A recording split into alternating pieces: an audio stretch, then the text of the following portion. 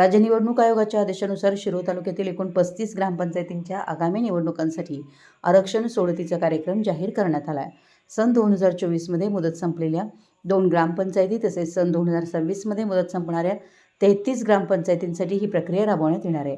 याबाबतचे वेळापत्रक तहसील प्रशासनानं प्रसिद्ध केलं असून संबंधित ग्रामपंचायत कार्यालयामध्ये आरक्षण सोडत काढण्यात येणार आहे. तहसीलदार शिरोळ यांनी दिलेल्या माहितीनुसार बुधवार दिनांक 10 जून रोजी यड्राव, शिरढोण, उदगाव, दानोळी, अर्जुनवाड, घालवाड, हसू, चिपरी, नांदणी, धरणगुत्ती, बोबनाळ, नरसिंहवाडी, शेळशाळ, निमशेडगाव, मजरेवाडी, टाकळीवाडी, जैनापूर आणि कोथळी या ग्रामपंचायतींची आरक्षण सोडत काढण्यात येणार आहे.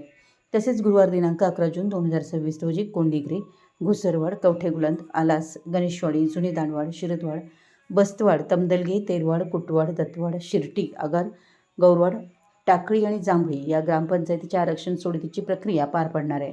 सर्व ग्रामपंचायतीच्या कार्यालयामध्ये सकाळी 11 वाजता सोडत काढली जाणार असून इच्छुक नागरिक, लोकप्रतिनिधी आणि संभाव्य उमेदवारांचे लक्ष या प्रक्रियेकडे लागलं आहे.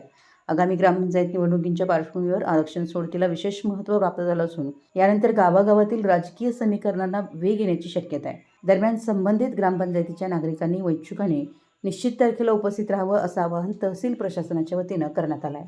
मराठी एस न्यूजसाठी शिरोळहून दिलीप कोळी.